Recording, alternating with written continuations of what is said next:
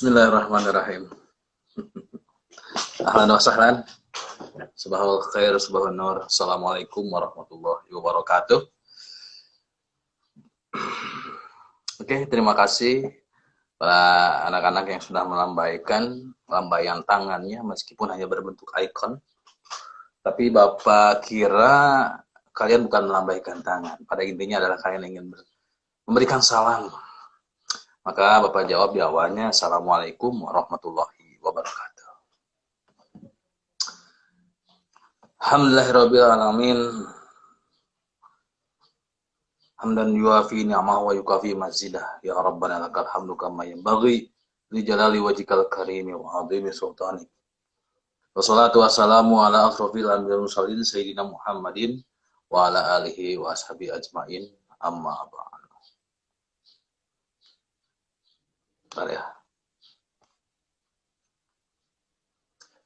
Selamat pagi anak-anak siswa SMKN 1 Cisarua kelas 11 yang hari ini mendapati jejak bahwa kalian harus belajar tentang agama atau yang disebut dengan pendidikan agama.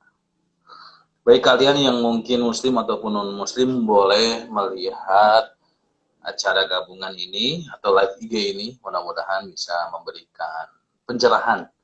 Karena pada dasarnya ilmu itu adalah cahaya. Sehingga ketika kalian belajar ilmu agama, maka kehidupan kalian di dunia dan akhirat akan menjadi cahaya. Itu pun kalau bagi mereka yang mau belajar dengan betul. Tapi mudah-mudahan kita semua termasuk golongan orang-orang yang selalu ingin mendapatkan cahaya itu, dan Allah berikan cahaya itu. Amin, amin ya Allah. Anak-anak Bapak kelas 11 semua yang cantik, ganteng, soleh, soleha, mudah-mudahan Allah berkahi kita semua. Jadi hari ini adalah pembahasan tentang materi yang Bapak share minggu kemarin di GC ya. Nah, kenapa hari ini Bapak ingin live virtual? Karena memang ada beberapa hal yang mungkin materinya tidak bisa kalian cerna dan butuh penjelasan dari Bapak. Oke.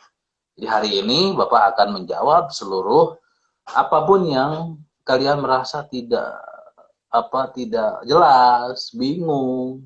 Dan itu semua kalian boleh pertanyakan di komen. Nanti akan Bapak jawab komennya. Oke? Ya. Nanti sebelum kita mulai pembelajaran, alangkah baiknya memang hal yang paling penting harus kita lakukan adalah mari kita berdoa bersama-sama. Mudah-mudahan kita belajar mendapatkan berkah, mendapatkan kebaikan, mendapatkan tujuan atau hasil dari yang kita bawakan atau kita pelajari hari ini. Mari kita berdoa bersama-sama. A'udzubillahi minasyaitonirrajim. Bismillahirrahmanirrahim. Allahumma rizqna fahman nabiyyin wa hifdzal mursalin wa ilhama malaikatil muqarrabin. Rabbana zidna ilma warzuqna fahma birahmatika ya arhamar rahimin. Amin ya Allah rabbal alamin. Jika kita berdoa jangan lupa maknai doanya seperti apa. Ya Allah, mohon berikan kepada kami pemahamannya para nabi, keilmuannya para malaikat, dan keteguhannya para mujahid. Mudah-mudahan ya Allah tambahkan ilmu dan tambahkan pemahaman agar bisa menjadi cahaya untuk kami. Amin, amin ya Allah ya rabbal alamin. Alhamdulillahirabbil alamin. Baik, kita sudah berdoa, kita lanjutkan kepada masa perkenalan ya. Walaupun kemarin kalian melaksanakan MPLS tahun kemarin, tapi alangkah baiknya kalau tahun sekarang ketika kalian naik kelas 11, berarti titel kalian kan statusnya baru. Berarti Bapak juga baru bertemu lagi dengan kalian gitu kira-kira ya. Oke. Mungkin sebagian dari kalian ada yang sudah kenal dengan Bapak, ada juga yang belum. Kalian mungkin mengetahuinya Bapak adalah seorang guru yang setiap hari Jumat mengisi kegiatan-kegiatan di Jumlah. Nah, tapi kali ini karena kita sedang dalam kondisi lockdown, artinya segala tertutup, ya, jadi kita tidak bisa ada pertemuan. Pak, kalau pertemuan itu kan harus ada protokol kesehatan. Sekarang kita sedang bertemu. Pak, kenapa nggak pakai masker? Oh, mohon maaf. Ya, meskipun Bapak hari ini tidak memakai masker, tapi tidak mengurangi kegantengan dan kegelisahan kalian ya. Oke, kita lanjutkan. Lanjutkan ya. Baik. Ada hal-hal yang perlu kalian perhatikan. Pertama, ketika minggu kemarin Bapak men-sharekan 2 file. Ada file yang disebut dengan kontrak belajar, dan ada file yang disebut dengan materi atau modul. Nah, Bapak sarankan kepada kalian, ada waktu lah ya. Tidak ada kata terlambat bagi Bapak. Meskipun kita baru pertemuan seperti ini, ya ada waktu nih bagi kalian. Jadi kedua file itu haruslah kamu print atau fotokopi. Jadi baik file yang kontrak atau file yang modul itu lebih baik kalian print atau fotokopi. Kenapa? Bapak tidak menyuruh kalian untuk menulis modul atau kontrak belajar. Karena kasihan nanti akan terlalu banyak hal-hal yang harus kalian catat. Nah, modul itu sengaja Bapak buat agar kalian bisa memprint fotokopi sehingga bisa mempelajarinya lebih mendalam. Maka langkah baiknya ya segeralah kalau misalkan kalian belum memprint atau fotokopi, tapi jangan sekarang kita lagi live TV. Nah, kalian gunakan saja HP PDF-nya untuk membaca itu ya. Kalau yang sudah memprint untuk fotokopi siapkan, yang sudah menulis catatan atau tugasnya siapkan, juga pulpen atau alat tulis dan sebagainya kalian siapkan. Nah, itu nanti akan menunjang kepada pembelajaran kita hari ini. Baik, silakan dibuka PDF atau kontrak belajar karena ada beberapa hal yang perlu Bapak sampaikan supaya kalian juga tidak bingung terhadap apa yang disampaikan. Pertama, di file atau print fotokopi kontrak belajar ada 2 hal yang disampaikan di situ. Pertama, menyampaikan materi selama 1 semester ke depan. Contoh, selama 1 semester ke depan akan ada 8 bab yang akan kalian pelajari. Nah, kalau minggu kemarin baru 1 bab yang Bapak sampaikan, yaitu bab pertama ya, berkaitan dengan kajian. Nah, kajian ini akan kalian pelajari selama 5 bab ke depan. Nah, kajian ayat ini berkaitan dengan pembelajaran Quran dan hadis. Quran merupakan salah satu kitab kita yang paling mulia dan suci, yang memang isinya harus kita amalkan. Nah, di samping itu juga kita harus menghafal, kita bisa membacanya dengan baik kalimat perintah ayat Allah ini. Nah, kalau ada Quran selalu dikaitkan dengan hadis, kenapa? Karena Quran adalah satu ketetapan hukum dan hadis adalah sebagai penguat. Maka 5 bab ke depan, bab 1 sampai bab 5, ini akan berbicara tentang Quran dan hadis. Nah, kalau di bab pertama ini kita sudah jelas ya, An-Nisa, Quran, surat An-Nisa ayat 59. Dan selalu dikuti dengan hadis. Nah, apa sih intinya maknanya dari Quran surat An-Nisa ayat 29 ini adalah tentang memaknai ketaatan secara benar. Nah, ketaatan secara benar harus kita maknai seperti apa, nanti akan kita bahas ya. Tapi sebelum ke sana, kita selesaikan dulu isi dari daftar isi atau bab yang akan kalian pelajari satu semester depan. Bab kedua, bab ketiga, 4, dan 5, ini masih juga seputar tentang Quran atau kajian Quran dan hadis. Nah, nanti kalian bisa membaca itu ya. Pak, yang bab 2 dan selanjutnya ini nggak ada materinya, baru ada judulnya. Ya, nanti setiap 2 kali pertemuan akan Bapak sampaikan bab itu. Jadi hari ini kita live IG, nah minggu depan nanti akan Bapak berikan materi yang baru yaitu bab kedua. Jadi sengaja kenapa Bapak tidak kasih langsung 1 semester? Karena takdirkan kalian nanti dalam mempelajarinya terlalu banyak. Maka kalau satu target seperti itu, bab 1 kalian pelajari betul-betul. Nah, minggu depan ini bab 2 kalian pelajari betul-betul. Satu bab bagian. Ya.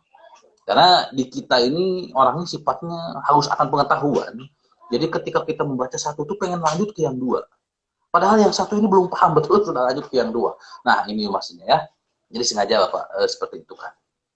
Nah, nanti di bab 6 kalian akan mempelajari tentang akidah. Ya. Akidah itu adalah satu keyakinan kita terhadap Tuhan yang disebut dengan keimanan. Nah, karena kalian kelas 11, maka akidah yang akan kalian pelajari atau keimanannya adalah bukan tentang Allah lagi, tapi sudah naik tingkat, yaitu kepada kebenaran Al-Quran. Atau yang kita sebut dalam rukun iman adalah iman kepada kitab. Nah, dalam bab 6 ini kalian harus memegang teguh kebenaran Al-Quran atau iman kepada kitab ini seperti apa.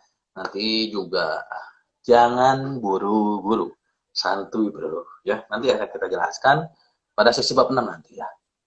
Di bab ke-7 ada meneladani hidup para rasul yang disebut dengan keimanan iman kepada para rasul. Kita juga akan bahas seperti apa, tetapi tidak sekarang. Santuy ya. Dan yang terakhir, bab ke-8 di satu semester ini, yaitu tentang akhlak. Kita kenal dengan judul Saja'ah. Saja'ah ini artinya adalah berani membela kebenaran. Saja'ah itu bahasa Arab, maka diterjemahkan ke dalam bahasa Indonesia, artinya berani membela kebenaran. Jadi kalau kalian mendengar kata Saja'ah, itu artinya adalah berani membela kebenaran. Seperti apa itu nanti juga kita akan bahas di next session. Nah, kalau kalian ada hal yang ragu-ragu, jangan ragu untuk mengetik di kolom komentar. Pasti akan Bapak baca dan Bapak akan berikan jawabannya. Nah, kalau sudah kalian membaca di modul judul materi yang akan kalian bahas di minggu depan, maka kita lanjut ke kontrak belajar. Nah, kalau kontrak belajar ini lebih bersifat kepada hal yang harus kalian lakukan selama pembelajaran BDR. BDR itu adalah bukan bujur dari roesan, bukan, tapi belajar dari rumah. Nah, selama kalian belajar dari rumah, berarti ada hal-hal yang harus kalian lakukan selama pembelajaran di rumah. Nah, khususnya dalam hal ini adalah mapel PABP, kamu harus mengikuti aturan ini. Karena mau tidak mau ketika tatap muka pun ada yang namanya kontrak belajar. Nah, Bapak tidak akan menjelaskan one by one. Wahid fa wahid. Hiji ngoal. Tapi silakan kalian baca. Kalau memang ada kontrak belajar yang kalian tidak mengerti, silahkan tanyakan di kolom komentar. Nah, ikut senyum aja lah. Nah, meskipun Bapak tidak bisa melihat senyum kalian, tapi Bapak bisa mewakili lewat emot-emotnya itu ya. Ya, kira-kira seperti itu.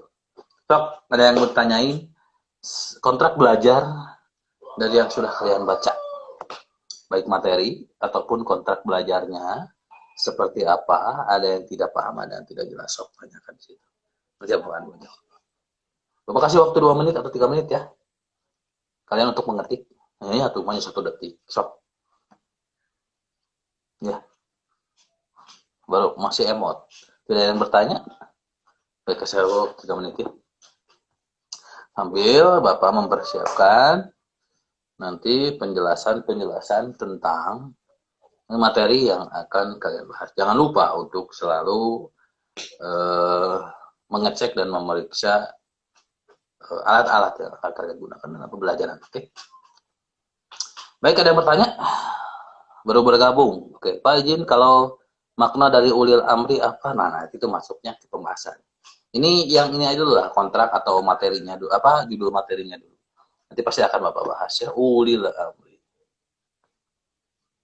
Ulil amri bukan temannya ini ya, si Unyil ya, bukan. Ya kamu tidak. Barangkali yang lain. Ya Ahmad. Oke. Bapak tunggu. Ya, sisa waktu kita tinggal sedikit lagi untuk pertanyaan tentang kontrak belajar.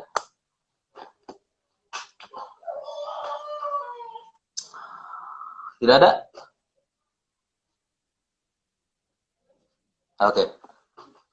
Nah, sebelum kita nanti membahas ke materi yang lain, ada beberapa hal yang mungkin kalian untuk bisa renungkan bersama-sama. Begini, seorang itu ketika melakukan aktivitas selalu dibarengi dengan niat. Tapi ada juga yang ketika dia melakukan aktivitas tidak dibarengi dengan niat. Jadi berjalan sealirnya, sewajarnya. Tetapi pada dasarnya kalau kalian melakukan sebuah aktivitas dengan niat, dan diniatkan itu adalah satu, tadi ya, kita ambil sebuah contoh, ketika kalian belajar, maka niatkan belajar untuk mendapatkan cahaya, mendapatkan ilmu dan pemahaman, agar bertambah kebaikan, maka itu menjadi sesuatu ibadah. Karena ibadah tidak harus selalu dinilai dengan aktivitas ritual saja. Contoh, misalkan aktivitas ritual kita adalah sholat dan membaca Quran, itu adalah ibadah. Betul. Akan tetapi, hal-hal kegiatan yang lain yang kadang kita anggap bukan hal yang bersifat ibadah, ternyata ibadah. Bagaimana agar bisa menjadi ibadah adalah bagaimana niat kita. Niat kita untuk bisa menjadikan kegiatan seperti ini. Nah, contoh kita ambil pertemuan kita ini bisa menjadi nilai ibadah. Maka Allah Subhanahu wa taala selalu memberikan jalan pada setiap aktivitas kita. Nah, tetapi tidak semua aktivitas bisa bernilai ibadah kalau tadi niatnya belum. Terus kita tidak mengharapkan atau roja pengharapan kepada Allah, itu pun akan menjadi sulit, bukan menjadi ibadah. Maka jadikan ibadah. Ya, mudah-mudahan bisa menjadi ibadah dan bernilai kebaikan bagi kita. Baik, Santi, Bapak kasih tengah waktu sampai jam 9. Kalau kalian lihat di GC, itu Bapak kasih tengah waktu sampai jam 9. Artinya, sampai nanti pembelajaran Bapak selesai, kalian masih bisa menjadikan diri kalian dianggap hadir. Kalau Bapak tidak terlalu memberatkan, karena yang namanya kuota juga berat, makanya Bapak tidak memberatkan. Kalau kalian ada kuotanya jam 8, ya udah jam 8 silakan buka. Kalau kalian ada waktunya setengah 9, ya silakan gitu. Karena ditakutkan ya kalau untuk sementara ini emput ya. Emput bagi melanggar kontrak, sanksinya gimana Pak? Ya kalau melanggar kontrak untuk sementara hanya dikasih peringatan saja. Karena kita tidak bisa ada pertemuan. Tapi ini menjadi sebuah catatan. Oke? Okay? Kalau ya Ahmad tos ngopi kita acan. Ini untuk kelas apa? Ayah Ahmad di kelas naon? Dan Bapak teh nge-share di kelas 11 OTKP 1 dan OTKP 2. Ini Ahmad orang mana ini? Bisi bukan orang OTKP nih. Ini untuk kelas apa? Ya kelas 11. Nya OTKP 1 dan OTKP 2. Oke? Okay? Kalau sudah mengerti ya, kita lanjut boleh? Tidak ada pertanyaan untuk kota pelajar? Yang lain mungkin barangkali? Oke. Okay. Sedikit perkenalan saja, nama Bapak Muhammad Tegar Perkasa Hidayat, dan nama kalian nanti Bapak lihat aja di absen. Dan orang seperti apa, nanti kita akan bertemu lagi ya. Nah, kalau kalian ingin mengetahui tentang perihal Bapak, ya nanti kalian bisa lebih personal, mungkin WA ke Bapak, dan kalian bisa minta nomornya ke wali kelas kalian, karena pasti punya. Nah, untuk hal-hal yang lain dipertanyakan, silahkan kalian tanyakan lewat personal. Yang pasti, kalau Bapak adalah guru tetap di SMK 1 Serwa, dan Bapak tinggal di Panyandaan, kadang-kadang yang di kalian yang Panyandaan, nanti boleh berkunjung ke rumah Bapak, tapi jangan sekarang ya, karena sekarang Bapak lagi ada di villa, ya, di Villa Bintang 5 di daerah sekitar Selawi atau Putra Jawa. Jadi jangan cari ke Panyandaan, pasti nggak akan ada. Oke, kalau tidak ada kita lanjut ya. Oke, ngareng dulu. Nah, selama kalian pembelajaran, boleh kok kalian minum, boleh kok kalian kehausan, tetapi di alangkah baiknya tidak dibarengi dengan makan. Kenapa? Karena harusnya sarapan itu diawali sebelum kalian melakukan aktivitas. Kalau kalian sarapan atau makan ketika beraktivitas, jadi seperti engkau menyelam sambil menyelam, minum air. Kebayang dong oleh kalian sambil menyelam minum air, bukannya minum air tapi kalau modar ya kan? Iya kali, makanya jangan sampai kalian melakukan aktivitas dalam satu waktu dua, karena belum tentu orang itu bisa fokus di dua aktivitas tersebut ya. Jadi kalau misalkan belajar ya belajar fokus, boleh diselingi atau break time dengan minum sedikit lah, boleh dengan air bening, air putih, air keruh, air baik ya, air indah, air bagus dan sebagainya, maka disesuaikan saja ya. Oke, lanjut. Ya jangan, kan ngemil itu sama dengan sarapan. Enggak, napet. siapa dapat ya sama. Apalagi kalau kalian BDR-nya di luar rumah, kan udah tahu BDR itu belajar dari rumah, bukan belajar di luar rumah. Lagi ya bakal nongkrong di tempat kafe atau warung, belajarnya sambil itu, wah kayaknya nggak pas, nggak cocok. Maka kembali ke rumah. Nah itu yang tadi kami Bapak bilang. Kalau belajar dari rumahnya kita di luar rumah, di warung, di kafe, berarti bisa jadi pembelajaran yang kita ikutin, tetapi belum tentu bernilai pahala kebaikan. Karena kita tidak sesuai dengan ketaatan perintah aturan. Kan disuruh juga dari rumah. Pak, gimana kalau misalkan di rumah orang? Ya silahkan. Asalkan kenal saudara kita.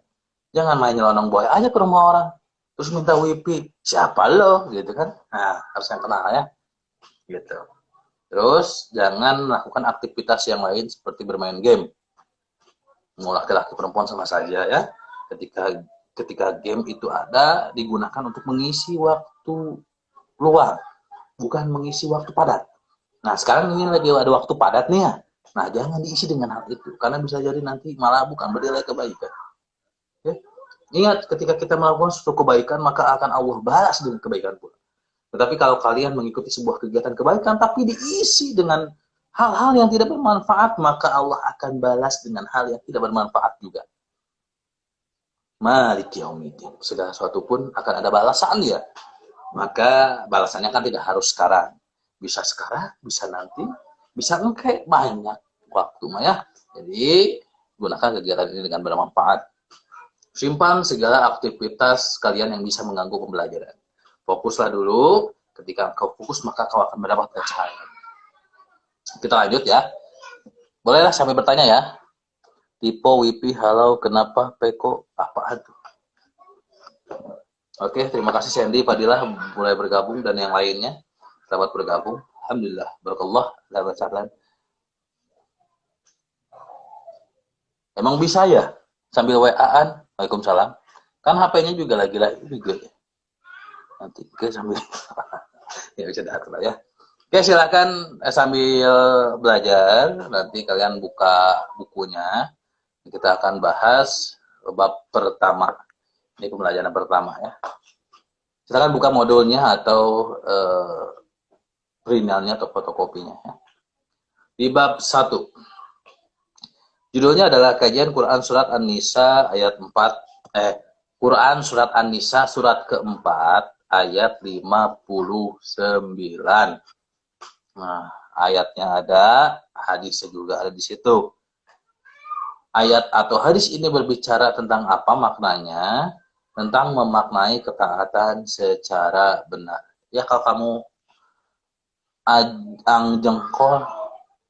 jengkol silahkan kalau kamu mau bertanya tulis ketik aja nanti akan Bapak jawab di sesi selanjutnya sebelumnya Bapak mau menjelaskan dulu materi ya. Baik. Nih kajiannya. Kajiannya ada yang berupa bacaan asbabun nuzul. Oke. Isi dan kandungan ayat serta sikap dan perilaku yang mencerminkan ayat. Oke, kalau kalian sudah buka printannya ya ataupun PDF-nya, perhatikan dengan sejenak. Sebentar ya. Kita akan baca ayatnya karena mau tidak mau Al-Qur'an ini harus kita baca sesuai dengan kaidah tajwid. Jangan sampai kalian membaca Quran asal-asalan karena ini bukan Quran, tapi Quran. Nah, ketika Quran kita baca, maka bacalah dengan suara yang indah, kaidah yang benar sesuai dengan tajwidnya. Maka silahkan kalian buka. Kalian boleh mengikuti Bapak, artinya Bapak akan sekali mengucapkan, nanti kalian akan mengucapkan setelah Bapak. Oke. Nah, nanti setelah kalian ucapkan, maka kalian bisa mengetahui di mana letak tajwid dalam membaca yang benarnya. Oke, kita mulai ya. A'udzu billahi minasyaitonir rajim. Bismillahirrahmanirrahim.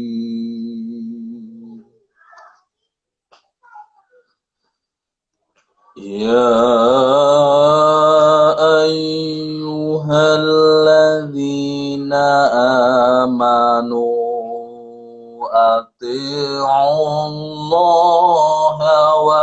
ati'ur rasul.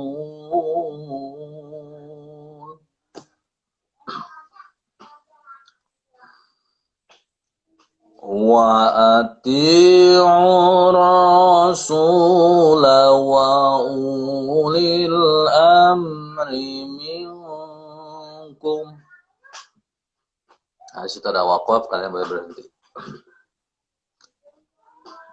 Fa in tanaza'tum fi syai'in farudduhu ila Allah.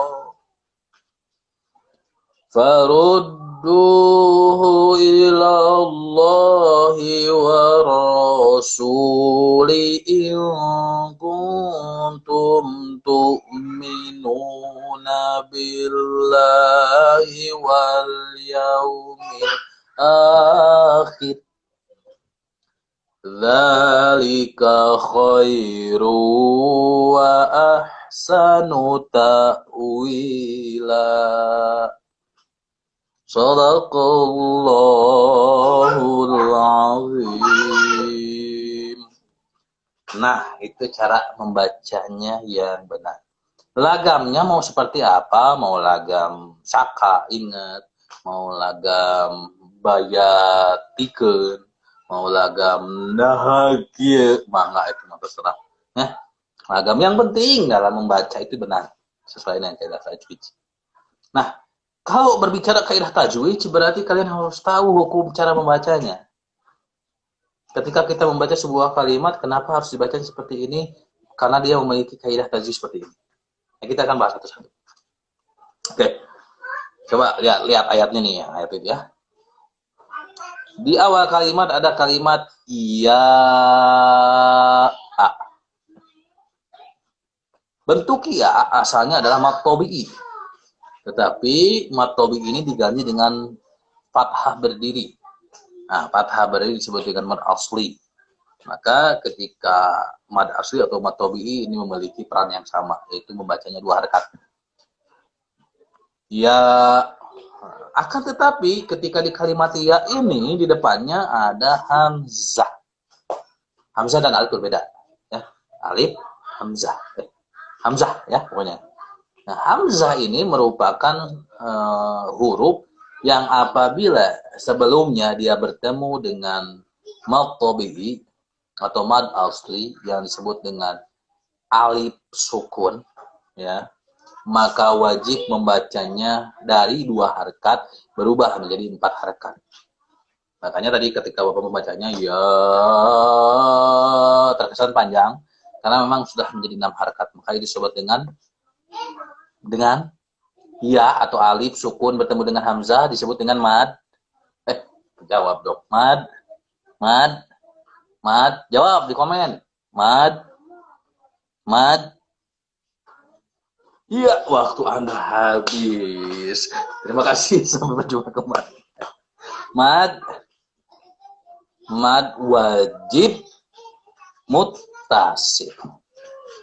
Mad wajib muttasil. Selin, Mira, mad wajib. Ya, ganti mad wajib muttasil karena dia bertemu dengan hamzah. Ya ay. Nah, ketika bertemu dengan ay ada tasydid di situ, maka disebut dengan gunnah. Ditahan sedikit. Ya ay. Nah, tahan sedikit ya. Yuhal. Nah, ha itu mad tabi'i. Akan tetapi ha itu berubah, hukumnya bukan menjadi mad tabi'i, tapi menjadi apa coba? Karena dia bertemu dengan alif dan lam. Maka disebut dengan hal. Jangan dipanjangin, hal, nggak bisa. Harus langsung. Yuhalla. La. Disebut dengan alif lam syamsiyah. Betul Selin ya. Syamsiyah. Ladzi. Nah, tadi kita berbicara mad tabi'i, inilah mad tabi'i. Jadi kasroh bertemu dengan ya mati. Bina. Ya. A fathah ketemu alif sukun maka disebut dengan mad tabi'i. Manu'a. Nu'a. Sama dengan yang sebelumnya. Ada apa coba? Yang mesti wajib dipanjangkan halqatnya yaitu adalah mad wajib muttasil. Nu'a. Ati matobi'i Allah. Adalah asal katanya matobi'i hukumnya. Tapi ketemu dengan Allah maka berubah ya. Matobi'inya menjadi apa coba? Kalau dia menghadapi kalimat Allah maka Allah. Sejatinya huruf lam itu tidak ada lo, la, li, lu. Kenapa bisa jadi lo? Karena khusus untuk kalimah Allah saja. Mira kejawab. Maka disebut dengan tafkhim. Ya, Allah itu disebut dengan tafkhim. Wa ati matabi'i urra. Jadi sama dengan alif lam samsiyah. Urra su matabi'i la. Wa matabi'i lil a. Nah, ini alif lam tapi tidak disebut samsiah. Temennya si Samsi itu siapa? Nah, si Komar. Jadi alif lam Komariah. Lil amri. Nah, ada satu bahasan di mana kalau mim mati ketemu beberapa huruf itu disebut dengan ikhfa atau izhar. Nah, kalau kita bertemu mim mati ketemu dengan dha, maka itu disebut dengan izhar apa ikhfa. Amri. Nah, disebut dengan ikhfa syafawi. Ya, karena terdengar seperti jelas padahal agak samar. Amri tuh, ya. Amri. Minkum. Nah, minkum sejatinya harusnya non, minkum, tapi kenapa jadi min? Karena min atau nun mati ketemu dengan kaf kum itu menjadi ikhfa. Ya, minkum abyad kalau tidak salah ya ikhfanya. Fa'il masih sama ikhfa karena mad asli karena tidak ada alif. Karena za'tum fi ikhfa syafawi fi syai'in. Nah, syai'in ini disebut dengan ikhfa karena tanwin kasratain ketemu dengan huruf fa. Maka disebutnya ikhfa. Syai'in faruddu itu mad tabi'i hu. Itu dengan mad silah qasirah. Ilallah sama dengan Mira tadi jawabannya adalah tafkhim ilallah ya. Karena kalimah Allah. War itu alif lam samsiyah. Rasul itu mad tabi'i li ilku dua kali ilku ikhfa. Dua-duanya ikhfa. Ilku dua-duanya ikhfa. Kenapa tidak dibaca panjang? Karena itu bukan mad tabi'i. Adanya hamzah sukun maka mengharuskan dia tidak dipanjang. Maka perbedaan antara alif dan hamzah adalah kalau alif disukunkan dia jadi panjang 2 harakat, kalau hamzah tidak dipanjangkan. Yang kuntum tu. Nah, maka seperti berhenti.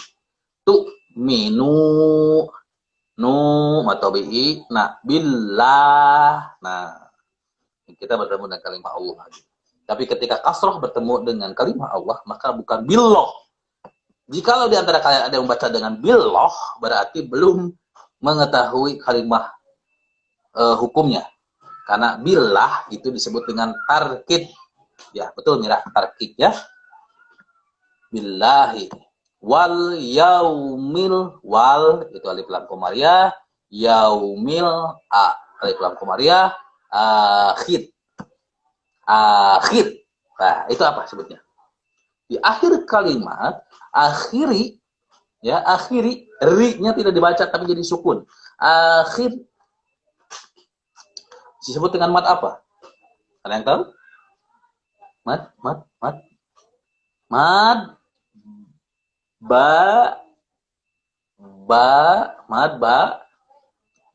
badal. Mad badal mengganti bunyi ri menjadi bukan alif disukun. Alif disukun nanti ada ketentuannya ya. Mad farqi bukan mad badal mengganti ya. Lanjut. Za itu mad asli. Lika khairu huruf ro dhammatain bertemu dengan huruf wa itu disebut dengan idgham bihunnah ruwa makanya tahan khairu wa ahsanu ta'wila wi matobihi la ada yang tahu la kenapa tidak dibaca dengan lan ta'wila ya, akhirnya dibaca dengan la bukan lan karena la itu adalah mad iwad. Nah, jadi dalam membaca ayat ini kalau melihat kaidah tajwidnya yang membacanya seperti itu, tidak asal-asalan. Ya. Kalau kita ngomong bahasa Arab mah bebas. Ya, anta mau kemana? Mau semua diainkan, mau seperti apa kan mah enggak kalau bahasa Arab mah. Tetapi kalau membaca Quran itu saja. Kalau membaca Quran maka harus menggunakan kaidah tajwid. Bagaimana kalau dalam obrolan sehari-hari ana wa antum? Kenapa antum? Kenapa enggak antum? Karena itu bukan Quran. Kalau kita baca Qur'annya, maka harus dengan kaidah tajwid. Kalau bukan baca Quran, Pak, kita lagi obrol nih biasa dalam bahasa Arab, maka tidak perlu menggunakan kaidah tajwid. Itu perbedaannya. Makanya orang-orang Arab nggak ada yang fasih-fasih semua kalau ngobrol. Iya, pokoknya mah. Karena itu arti gitunya. Gitu. Ya, makanya dalam penggunaan bahasa itu harus disesuaikan ya, dengan aturannya. Skip. Dalam hal membaca sudah mengerti ya? Oke, kalau sudah paham nanti kalau kita bertemu bisa belajar lebih mendalam lagi. Intinya kalau kalian ada di rumah silahkan kalian belajar dengan yang di rumah yang bisa ya. Hari dang Bapak tadi mau baca Quran pakai dia. Oke. Belajar di rumah dengan siapapun dalam membaca Quran. Karena membaca Quran kalau kita sudah fasih mangga baca sendiri. Tapi kalau belum fasih dalam membaca Quran lebih baik kamu belajar atau dibimbing dengan yang lebih bisa. Siapapun. Di rumah itu mau orang tua, mau kakak, mau adik, mau ustadz, mangga. Mas Muiha, mangga. Nah, kelangkung yang penting bisa baca Quran. Bisa membimbing kamu ya. Lanjut ya. Skip. Sudah beres kita membacanya. Kita lanjut ke pengertiannya. Karena barangkali kita tahu ayatnya tapi tidak tahu ngertinya. Tidak tahu artinya. Maka kita akan bahas. Artinya begini kurang lebihnya. Dalam Quran Surah An-Nisa ayat 29. Hai orang-orang yang beriman. Maka kalau bahasa hai, ini bukan bahasa, apa tadi kamu tuh lambaian, bukan. Karena dalam Al-Quran tidak ada yang namanya melambai, tidak ada. Nah, kalimat hai di sini adalah perintah. Jadi, kepada orang-orang yang beriman. Ya, ini perintah Allah hanya ditunjukkan kepada orang-orang yang beriman. Siapakah orang-orang yang beriman? Kalau kalian bertanya orang-orang yang beriman, tong jauh-jauh lah. Karena kita Islam berarti iman. Berarti ini perintah untuk kita. Bukan untuk orang lain. Bukan untuk orang tua. Bukan untuk saudara. Intinya ini adalah perintah untuk saya. Nah, karena sayanya banyak. Saya muslim, dia muslim, mereka muslim, kamu muslim, maka disebut dengan kita. Tapi tidak ada perwakilan bahasa kita. Karena pada dasarnya adalah saya. Saya sendiri diperintahkan oleh Allah. Hai orang-orang beriman. Hei kamu yang beriman. Nah gitu. Ini ada perintah nih. Hei kamu orang beriman. Apa perintahnya ya Allah? Lanjut ayat. Taatilah Allah. Kalau taatilah Allah berarti bahasanya ada perintah. Ya, ada perintah, ada larangan, ada bahasan, ada yang akan harus kamu lakukan dari Allah. Maka bahasanya taatilah Allah. Ada perintah dari Allah, maka wajib kita laksanakan. Ada larangan dari Allah, maka wajib kita hindarkan. Ya, ada hal yang harus kamu lakukan, maka segera kerjakan. Dan taatilah Rasul. Allah menurunkan perintah kepada manusia lewat Rasul. Ya. Ketika Allah ini, kan tidak semua orang bisa berbicara, bisa berkomunikasi dengan Allah. Hanya manusia tertentu pilihan yang bisa berbicara, yaitu para nabi dan para rasul. Kalau di kita para wali mungkin ya, terus orang-orang yang mendapatkan mukjizat atau hidayah, dia bisa berbicara dengan Allah. Maka ketika Allah tidak bisa berbicara dengan manusia semuanya, maka dia kirimkan utusannya itu lewat Rasul. Rasul yang akan menerangkan perintah Allah melalui kaumnya lewat bahasa kaumnya. Nah, tadi ada yang bertanya, Pak, ulil amri itu apa? Dan ulil amri di antara kamu. Ulil amri itu bahasa Arab. Kalau kita terjemahkan ke dalam bahasa Indonesia, ulil itu adalah sebagian golongan amri yang menjadi pemimpin. Jadi ulil amri itu adalah orang-orang yang memimpin. Bahasa Indonesianya. Orang-orang yang memimpin di kita dibahasakan bisa aja dengan orang tua. Orang tua ulil amri loh. Jangan disangka orang tua bukan ulil amri. Ya.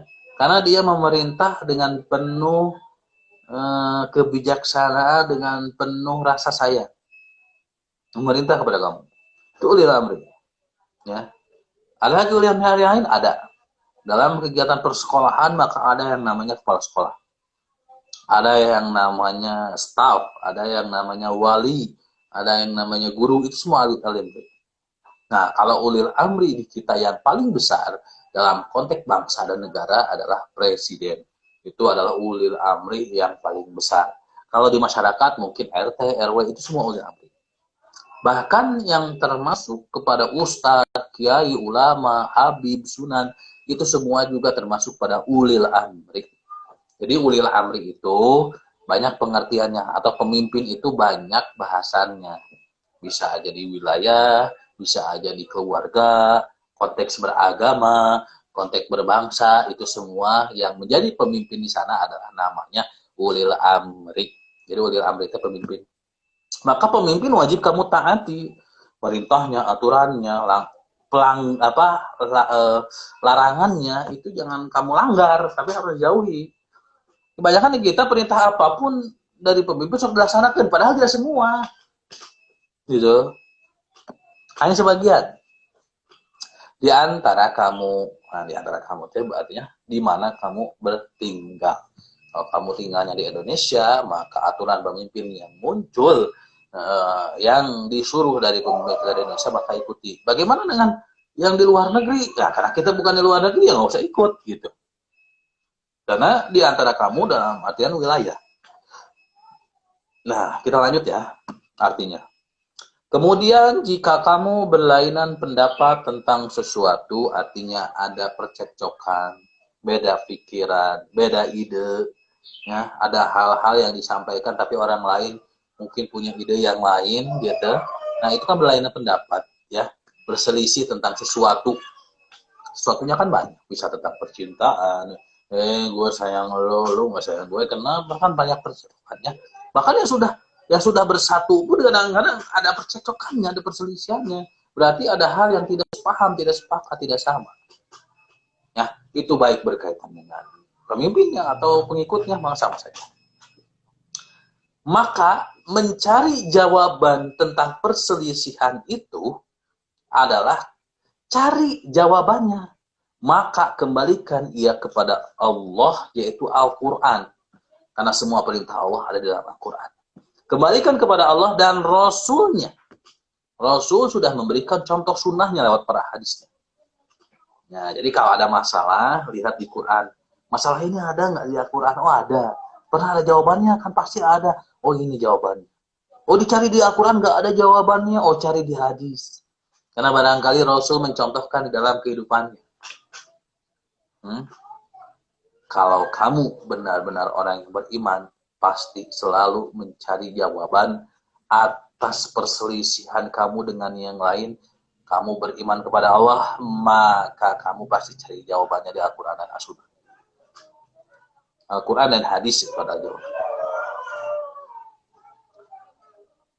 Dan jangan lupa yang ketiga, ternyata di Al-Quran dan hadis hal seperti ini tidak dibahas, karena Al-Quran dan hadis ini pada zaman Rasul, dan kita sekarang sudah zaman kontemporer, zaman modern. Maka aturan-aturan itu dimunculkan oleh pemimpin kamu. Maka kembalikan jawabannya kepada pemimpin. Contoh, kalau misalkan masalahnya tentang mapel, PABP, jangan kamu bertanya kepada matematika. Karena pasti akan dijawab oleh matematika. Begitu pun kalian, jangan bertanya tentang kearsipan. Karena yang bapak tahu kearsipan itu, yang nggak tahu. Gitu ya. Makanya sesuaikan di antara kamu. Ya, jangan sampai berbeda. Jika kamu beriman kepada Allah dan hari kemudian, yang demikian itu lebih utama atau bagimu dan lebih baik akibatnya. Artinya kita tahu sendiri yang namanya hukum sebab akibat. Kalau kita bertanya kepada selain ahlinya, maka tunggulah kehancurannya. Kalau kita bertanya dan mencari jawaban kepada yang sesuai dengan profesinya, maka engkau akan mendapatkan jawaban sesuai dengan apa yang kamu cari. Next, paham ya? Ya, dari bacaan dan artinya paham ya. Oke, terima kasih. Kita lanjut. Kalau pertanyaan jangan sungkan untuk bertanya di komen. Yang kedua, ada yang disebut dengan asbabun nuzul. Nah, sudah apa kasih kurung di situ? Asbabun nuzul itu sebab turunnya ayat.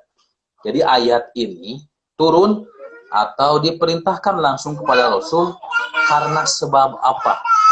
Karena tidak mungkin sesuatu muncul kalau tidak ada sebab.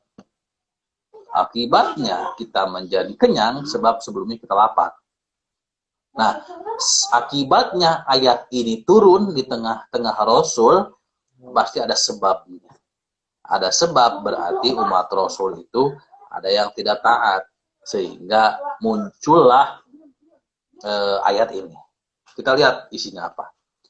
Riwayat dari Imam Bukhari, ayat ini turun berkenaan dengan diutusnya Abdullah bin Huzafah sebagai pemimpin oleh Rasulullah. Berarti waktu Rasul hidup, di antara umatnya ini banyak yang berselisih.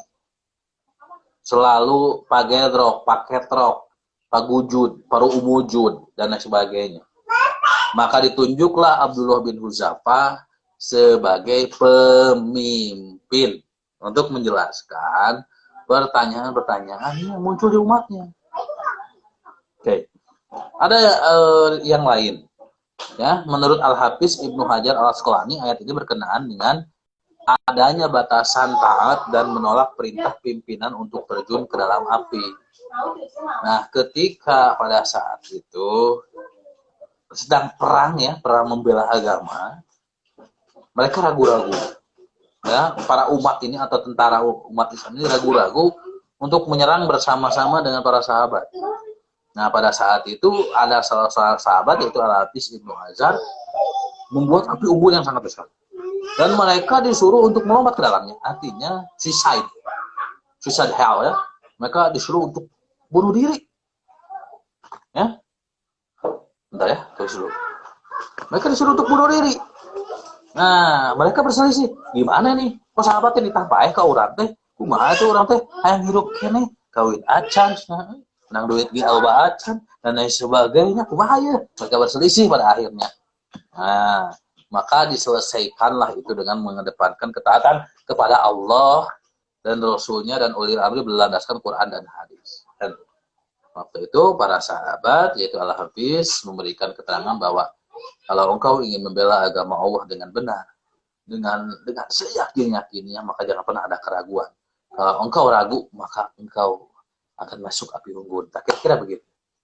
Jadi ayat ini turun berkenaan dengan keraguan-raguannya para umat atau tentara Rasulullah dalam membela agama.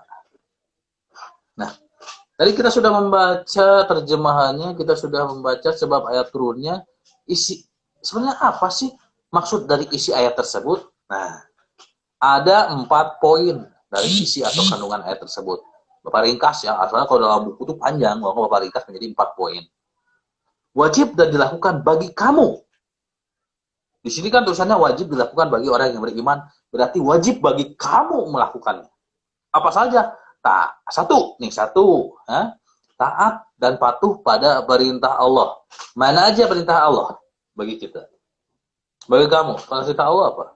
Inti satunya ibadah. Itu wajib. Bersyukur, istighfar, istirja, mohon ampun, selalu bersyukur, selalu mengakui, ibadah ritual, ibadah goer mahdoh, itu semua adalah perintah Allah, wajib kamu laksanakan. Meyakini dengan sepenuh hati dan mengamalkan apa perintah Allah yang ada di dalam Al-Quran. Karena semua pasti mengandung manfaat. Tidak mungkin Al-Quran diturunkan tanpa ada manfaat. Pasti, itu yakini.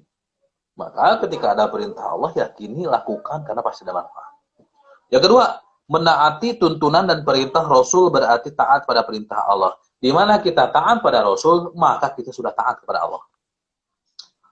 Wa anzalna ilaika dzikra litubayyana lin-nasi ma nuzila ilaihim wa la'allahum yatafakkarun. Artinya, kami turunkan kepadamu Al-Quran agar kamu menerangkan pada umat manusia apa yang telah turunkan kepada mereka dan supaya mereka memikirkan. Artinya kalau kita taat kepada Rasul, maka sejatinya kita taat kepada Allah. Nah, yang ketiga, memenuhi atau mematuhi ketentuan ulil amri, yaitu pemimpin di antara kamu yang tidak mengandung kemaksiatan. Jadi kalau perintah pemimpin di antara kamu, cek Bapak Tea, mau di wilayah keluarga, mau di wilayah warga masyarakat, mau di wilayah lembaga sekolah, kerjaan, mau di wilayah regional, mau di wilayah agama, mau di wilayah apapun, itu adalah pemimpin.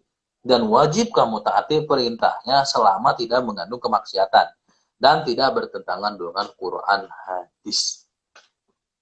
Hei anak-anakku yang soleh, yang ganteng, yang bager, yang baik hatinya, yang cantik, yang ganteng, yang mancung, mudah-mudahan mancung semuanya, yang putih, bersih, bersinar, bercahaya semuanya, maka kamu harus selalu mengerjakan tugas. Kerjakanlah hal-hal yang bermanfaat. Jauhilah bermain game yang menjadikan kamu lalai waktu. Nah, itu ada perintah. Maka perintah itu laksanakan. Karena pasti tidak mengandung kemaksiatan. Beda dengan yang seperti ini. Barudak, wahena orang kalau baduwi. Orang ulin, iya jahiti. Ya, cai jahat ngarana arek. Ini nggak boleh. Kan udah jelas. Perintahnya mengandung kemaksiatan. Maka sebenarnya antara dosa pahala, kebaikan dan keburukan, nikmat dan azab itu beda tipis. Karena kita menuruti kemaksiatan, maka yang akan kita dapatkan murka, azab, dosa, keburukan, bahkan mungkin diri kita menjadi sengsara, diri kita menjadi kosong, gelap, puat, ngongkleng. Nah, lakukanlah ya perintah-perintah yang bermanfaat agar kita menjadi bercahaya, berpahala, penuh dengan kebaikan. Oke? Maka contohnya, contoh lagi, karena Bapak berbasis contoh biar kamu ngerti. Misalkan di sekolah nih. Di sekolah itu ada lahan parkur namanya. Nah, ketika kalian melakukan parkur atau lompat pagar namanya itu ya. Ketika kamu lompat pagar bukan pada waktu yang seharusnya dan tidak ada yang memerintahkan, justru itu adalah sebuah pelanggaran, maka itu kamu termasuk orang-orang yang tidak beriman. Maka orang-orang yang tidak beriman, dia wajib mendapatkan dosa, dia mendapatkan murka, dia mendapatkan azab, dan dia tidak akan mendapatkan kebaikan. Itu jelas. Ya. Bukan tidak diperbolehkan parkur, tapi harus disesuaikan tempat. Kalau ada ekskul parkur masih silahkan. Tapi kalau parkurnya melakukan sendiri nggak usah. Ya. Astagfirullahaladzim. Ya. Oke, Santika boleh main game. Hanya disesuaikan aja waktunya. Ya, jangan sampai kita lalai waktu.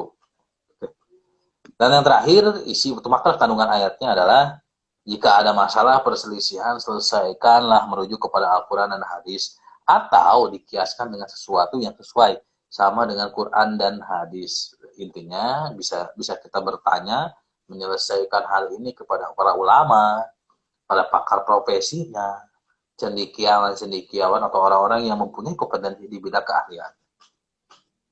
Jadi kalau kamu bertanya tentang kearsipan, maka tanyakanlah kepada orang yang ahlinya. Di antaranya mungkin Pak Asep Laisa, sebagai orang yang paling tinggi di antara kamu dalam jurusannya, dan guru-guru yang lain. Kalau berbicara agama, boleh bertanya kepada yang lain yang paham. Kalau tidak, ya tanyakan kepada yang lebih ahli. Setelah kamu tak paham maknanya nih, ternyata ayat ini isinya itu. Taat perintah Allah, taat perintah Rasul, taat perintah pemimpin, dan jika ada masalah, selesaikan. Jangan ditinggalkan. Kalau kamu sedang dalam keadaan galau, gundah gulana, ya, maka jangan lari. Karena sudah pikiran tercapek, tambah lari dari masalah semakin capek. Justru kalau pikiran, ya, badan kita capek dengan adanya masalah, akhirnya galau, merana, tersiksa, maka selesaikan masalah itu. Berarti sedang ada perselisihan di pikiran kita, di hati kita sedang ada perselisihan, you, gue, lo, dan kita semua sedang ada masalah, maka jangan lari. Bubar namanya itu. Bukannya selesai masalah, tapi malah semakin tambah. Yuk selesaikan kita bareng-bareng. Kalau memang sudah tidak ada kecocokan di antara kita, ya kita selesaikan baik-baik. Kita bertemu dengan secara baik, maka berpisah pun dengan baik. Kira-kira begitu. Ya. Benar nggak? Tah itu yang diajarkan. Jadi jangan sampai ketika ada masalah malah dibiarkan, malah kita lari dari masalah, ini yang salah. Oke. Nah, berarti kalau kamu sudah mengetahui makna atau isi kandungan ayat, tinggal yang kamu lakukan adalah sikap dan perilaku untuk mencerminkan ayat.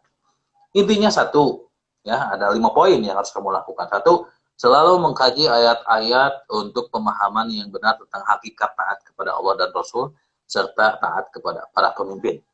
Yang kedua, meyakini bahwa setiap perintah Allah, Rasul, pemimpin mengandung manfaat, dan setiap larangan itu mengandung madarat. Artinya kalau ada larangan itu pasti menjadi goreng lah intinya. Kalau ada larangan kita lakukan, goreng kan awak gitu. Coba kamu jangan lakukan, pasti mengundang manfaat kebaikan. Yang ketiga, berusaha sekuat tenaga melaksanakan perintah Allah. Jadi jangan haro ku perintah Allah mah. Ya, jangan kita haro menjauhi larangan Allah. Intinya harus selalu siap. Hei orang beriman, cek Allah ya. A B C C C D D D. Oh siap ya Allah. Gitu. Ini ada larangannya. C C C D D D E F. Oh siap ya Allah. Gitu. Jadi jangan Allah kebarak. Yang bang masyarakat uyah kelak kagok mah. Karena main PUBG, 2 jam kan nungguan indung teh, mau malikan uyah, aduh, nggak boleh, salah ya. Harus selalu siap. Oke. Yang keempat, berusaha meneladani akhlak Rasul dalam ibadah ritual dan ibadah sosial. Jadi ritual dan sosial tuh memiliki nilai-nilai ibadah. Dan terakhir, mematuhi setiap perintah pemimpin selama tidak bertentangan dengan perintah Allah dan perintah Rasul.